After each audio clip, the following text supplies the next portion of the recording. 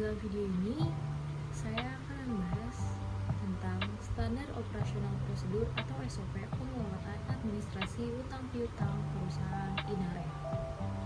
Video ini ditujukan untuk memenuhi nilai ujian tengah semester mata kuliah, prosedur dan metode kerja. Oke, baik, sebelum kita masuk dalam materinya, jadi kira-kira apa sih SOP itu? Jadi, SOP atau Standar Operasional Prosedur merupakan aturan-aturan yang harus disusun dan dimiliki oleh suatu perusahaan dan disusun untuk masing-masing bagian atau departemen dalam perusahaan. SOP atau Standar Operasional Prosedur merupakan panduan yang digunakan untuk memastikan kegiatan operasional organisasi atau perusahaan berjalan dengan lancar. Nah, pelaksanaan dari SOP sendiri dapat membantu perusahaan itu beroperasi menjadi lebih baik karena dapat membantu perusahaan dalam menemukan masalah-masalah yang terjadi serta menjamin proses operasional perusahaan tetap berjalan dalam berbagai situasi. Nah, standar sistem diperlukan dalam pencatatan dan pelaporan keuangan untuk mengatur alur pencatatan transaksi dana masuk dan juga dana yang keluar, agar dapat disusun menjadi laporan keuangan yang dapat dipertanggungjawabkan oleh setiap divisinya. Lalu, agar penjualan dan penerimaan kas perusahaan seluruhnya dapat dicatat secara wajar, maka diperlukan sistem akuntansi penjualan secara penjualan tunai, kredit maupun sistem akuntansi penerimaan kas yang terlibat dalam penjualan dan penerimaan kas, sehingga perusahaan dapat terhindar dari penyelewengan kesalahan dalam mengoperasikannya. Lalu, kira-kira apa sih perusahaan Inare sendiri? Jadi, Inare atau PT Indo Perkasa Sukses Jaya Reasuransi merupakan perusahaan yang terletak di Jakarta Selatan yang bergerak di bidang asuransi. Dengan modal yang kuat, profesional dengan pengetahuan pasar asuransi lokal, dan memanfaatkan teknologi terkini, Inare menyediakan jasa reasuransi dan dukungan untuk memenuhi kebutuhan para mitranya. Inare sendiri ini kualitasnya sudah terjamin di Indonesia karena sudah mendapatkan peringkat A- dengan prospek stabil dari PT Pemeringkat Efek Indonesia atau Pevindo.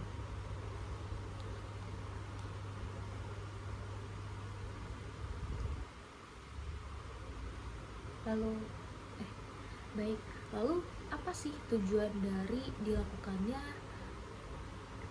pengelolaan administrasi utang piutang ini?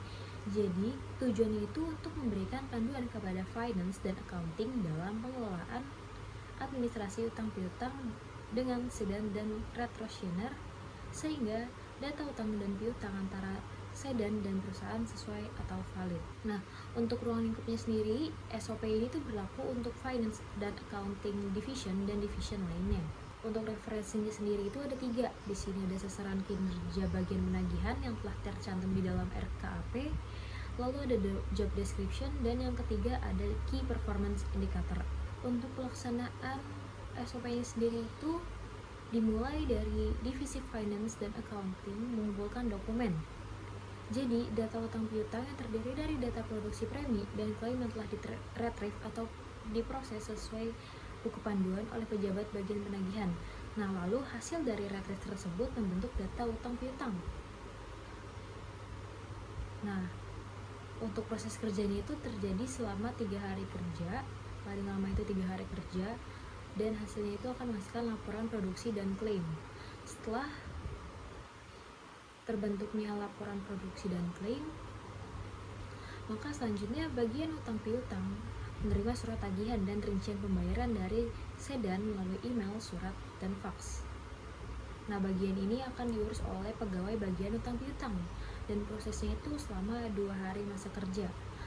Lalu hasilnya nanti merupakan rincian pembayaran premi atau tagihan klaim. Setelah terciptanya rincian pembayaran tagihan atau premi, bagian utang piutang akan melakukan pencatatan ke dalam jurnal pendapatan premi atau pembayaran klaim. Nah, bagian ini itu ditugaskan oleh pegawai bagian utang piutang. Untuk masa kerjanya sendiri itu selama 3 hari kerja, dan hasilnya itu adalah laporan pendapatan premi dan pembayaran dari klaim. Setelah mendapat laporan pendapatan premi dan pembayaran klaim, pegawai akan melakukan distribusi dokumen kepada pejabat yang berwenang. Untuk pendistribusiannya itu memakan waktu 1 hari kerja, dan hasilnya itu adalah tanggapan atas dokumen yang diberikan oleh pejabat yang berwenang. Setelah dokumen tersebut diserahkan, maka pejabat yang berwenang memberikan surat disposisi kepada pegawai untuk melakukan proses analisa dokumen tersebut. Untuk bagian ini diurus oleh Kasih Utang Piutang dan Kabak Penagihan. Untuk proses masa kerjanya sendiri itu 2 hari kerja, dan hasilnya adalah hasil evaluasi dari dokumen tersebut. Setelah dokumen dievaluasi, bagian utang piutang akan melakukan pencocokan antara data produksi dengan data pembayaran premi atau surat tagihan klaim sesuai dengan pembagian sedan yang telah disetujui oleh pejabat yang berwenang. Di sini akan ada 2 poin. Yang pertama, apabila data telah cocok, maka dilanjutkan ke proses selanjutnya. Jika tidak, maka dilakukan entry data rincian pembayaran untuk koordinasi dengan bagian operasi dan bagian keuangan. Untuk hal ini ditangani oleh pegawai bagian utang piutang. Untuk masa kerjanya sendiri itu 2 hari kerja. Lalu hasilnya adalah laporan pendapatan premi atau pembayaran klaim. Setelah keluar laporan pendapatan premi atau pembayaran klaim, pejabat yang berwenang akan melakukan pengecekan hasil pencocokan. Di sini terdapat 2 poin. Yang pertama, apabila sudah sesuai, maka dilakukan proses selanjutnya. Apabila tidak, maka dikembalikan kepada pegawai untuk dilakukan koreksi atau pengecekan ulang. Untuk waktu kerjanya di sini memakan waktu 1 hari kerja, dan hasilnya itu merupakan persetujuan pejabat terkait. Lalu setelah sudah mendapat persetujuan dari pejabat terkait, maka bagian finance dan accounting akan memvalidasi data administrasi utang piutang tersebut. Pejabat yang berwenang melakukan validasi data melalui aplikasi SIAP. Untuk proses ini memakan 1 hari kerja.